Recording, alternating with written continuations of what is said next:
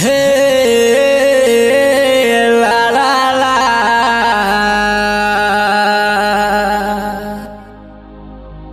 हे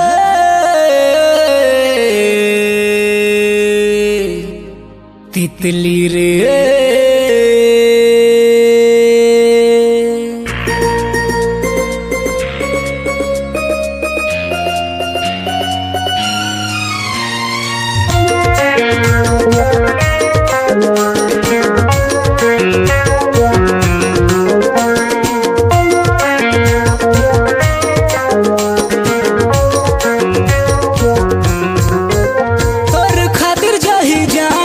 दिलीप के पारान तय कहाँ पावे मोला तोर खातिर जही जान टूरी दिलीप के पारान तय कहाँ पावे मोला लहाले ते मैं तोला लहाले ते मैं तोला लहाले ते मैं तोला नहीं बाँचे बारी कोला तोर खातिर जही जान टूरी दिलीप के पारान तय कहाँ पावे मोला लहाले ते मैं तोला लहाले ते मैं तोला लहाले ते मैं तोला नहीं बाँचे बारी कोला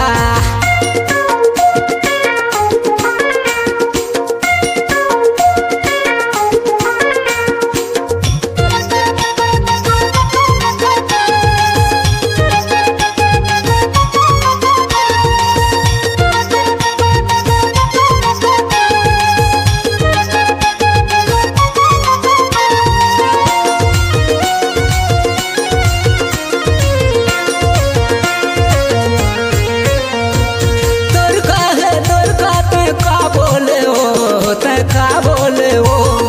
कन्हा पातर है धीरे होले वो धीरे होले वो तोर का तय का बोले वो तय का बोले वो कन्हा पातर है धीरे होले वो धीरे होले वो लहाले ते मैं तोला लहाले ते मैं तोला लहाले ते मैं तोला नहीं बाँचे बारी कोला तोर खातिर जही जान टूरी दिलीप के पारान तय कहाँ पावे मोला लहाले ते मैं तोला नहीं बाँचे बारी कोला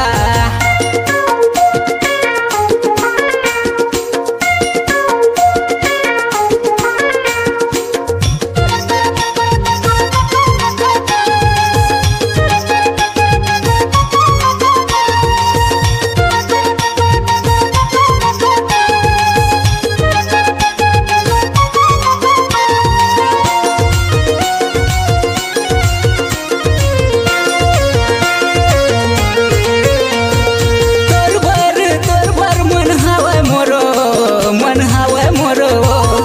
खरवार भैया कहेला पढ़ी वो पूछेला पढ़ी वो तोर